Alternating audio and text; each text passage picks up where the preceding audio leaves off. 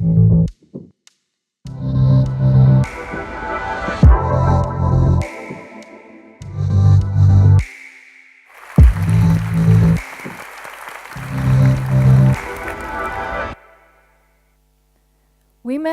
older than 30, could you please get up? Women older than 30? Okay. Thank you. Right? Those men who love to take care of your children, could you please get up? No, don't sit down. Okay. Fathers who love to take care of their children. Oh, wonderful. Okay. That's right. People with no Caucasian traits, could you also get up? Anybody with no Caucasian traits? Okay. If you identify as part of the LGBT community, could you please get up? Anybody? Okay. Thank you. If you think you are overweight, a bit overweight, or really overweight, could you please get up? Okay, thank you. Well, now all the people who are now standing up, please head towards the next room over there, behind the curtain, as quick as you can and in silence, please. Over there, behind the curtain. Thank you. Yes, over there, please. Thank you. Right. As quick as you can, please, in silence. Please. Silence.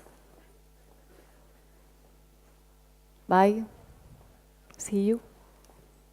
Thank you very much.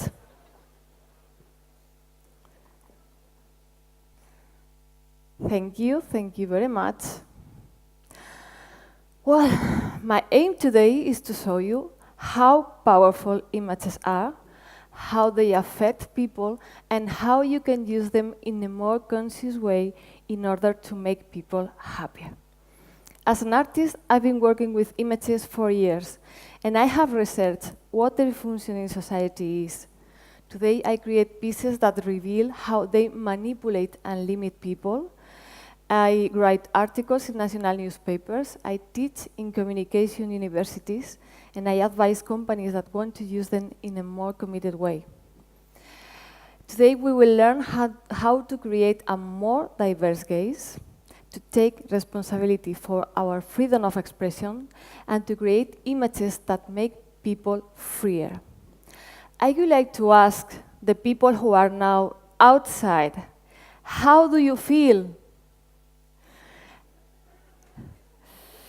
Most probably you are wondering why you are outside watching or hearing the speech through a black curtain, why you are not inside. Well, think a little bit. Doesn't this situation seem familiar? What you are watching now is exactly what you see every day in the media. A limited, a distorted, and unfair version of reality that leaves most people outside. Today, I would love to make everyone feel included, so I want to invite all the people who are not outside to come back in and take back their seats. So please open the curtains. Welcome back in. Take back your seats. I'm so sorry you guys had to feel that way. We will work hard to try to make sure that won't happen again. Well, thank you. This room looks much better now with everybody inside. So let's start from the beginning. When I think of images, I'm reminded of my father. He's a painter, and I remember watching him painting those young models lying down and asking him, "Dad, why you always paint the same women in the same position?" When I think of images, I'm also reminded of my grandfather. He was a fisherman, and I remember watching him casting off and asking him, "Grandpa, why do you give food to the animals if you just want to kill them?"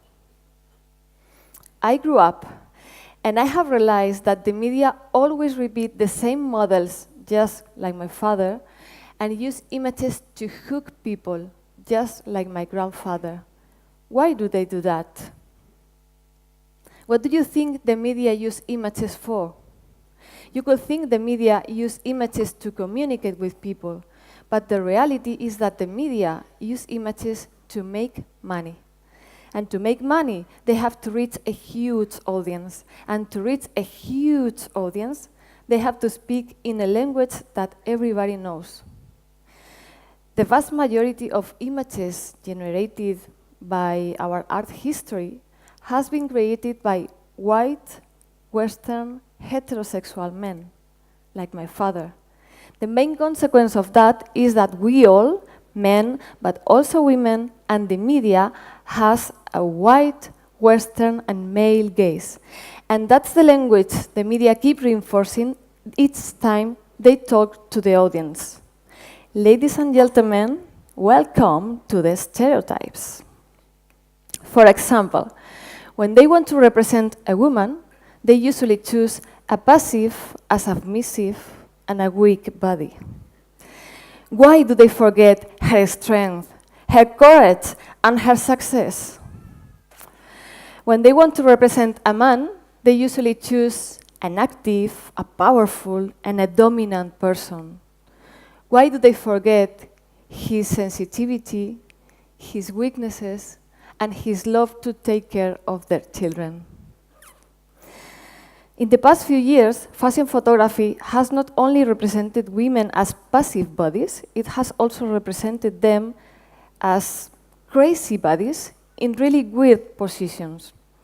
In one of my pieces, I asked a group of women to pose like that, but in a daily context.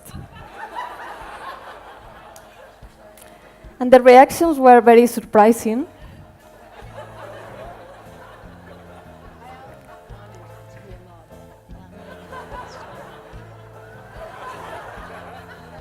People tried to help those poor women.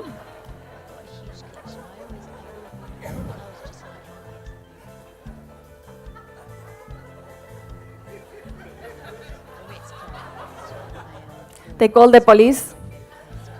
It was very strange.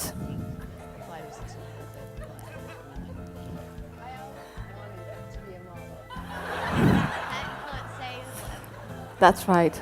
You are right.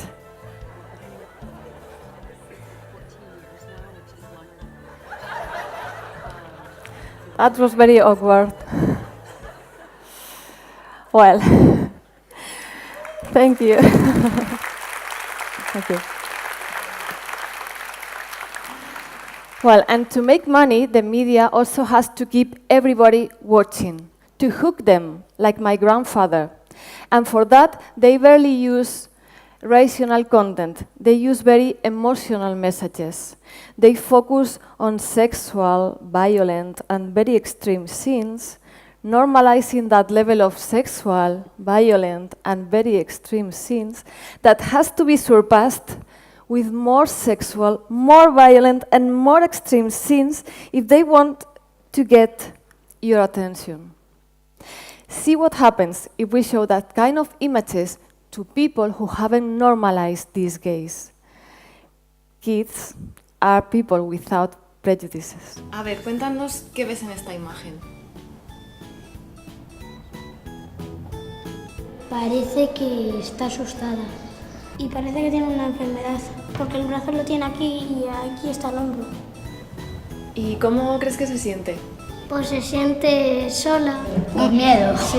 Y con hambre. Ahí están tirando una chica de la basura y la señora se está riendo, no sé por qué. Pues ahí parecen como héroes que están estudiando para ir a una universidad. Pues que se han peleado 3 chicas y una se ha desmayado.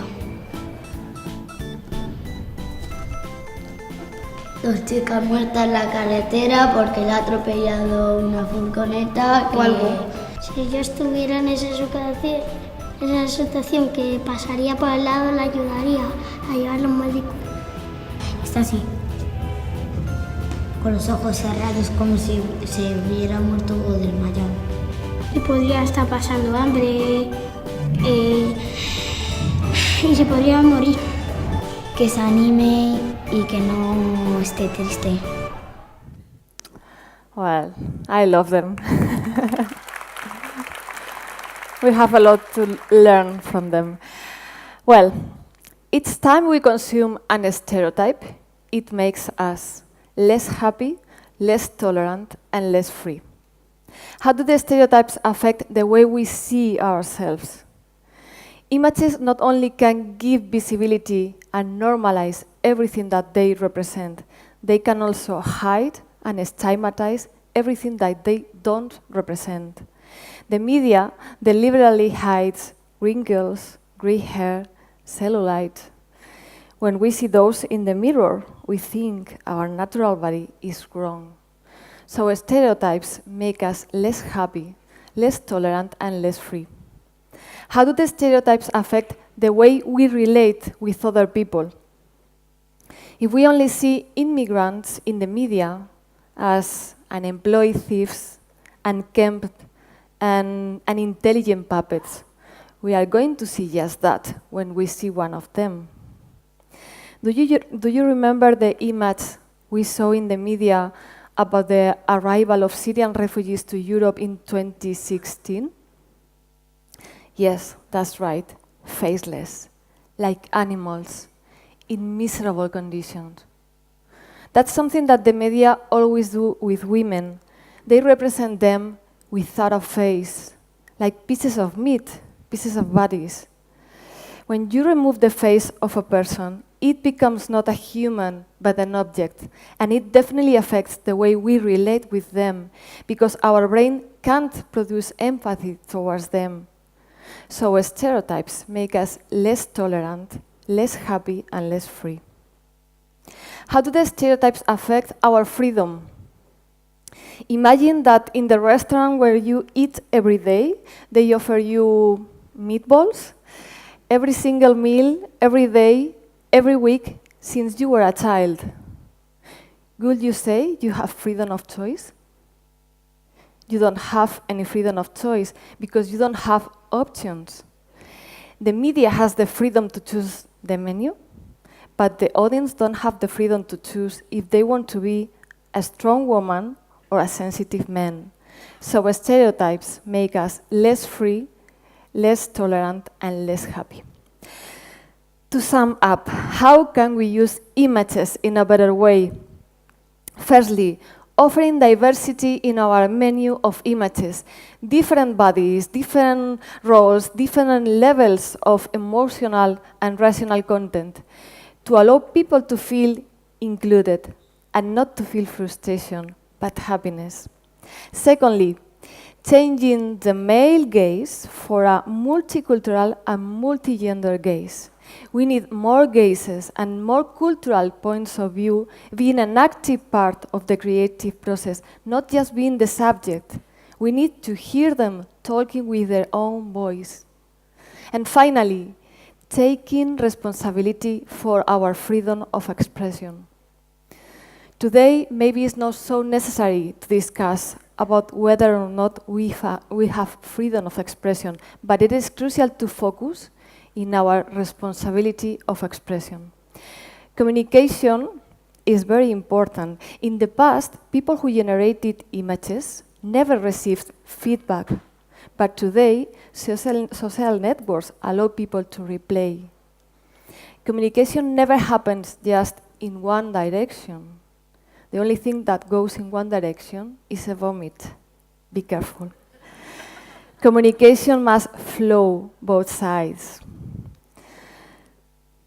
In the past, people who generated images, they did it without being conscious about the effect of their work in people. Our generation must use images taking care of the world and taking care of people. So today, I encourage you all from now to create images that make people happy, tolerant, and, do you remember? Free, that's it. Thank you very much. Thank you.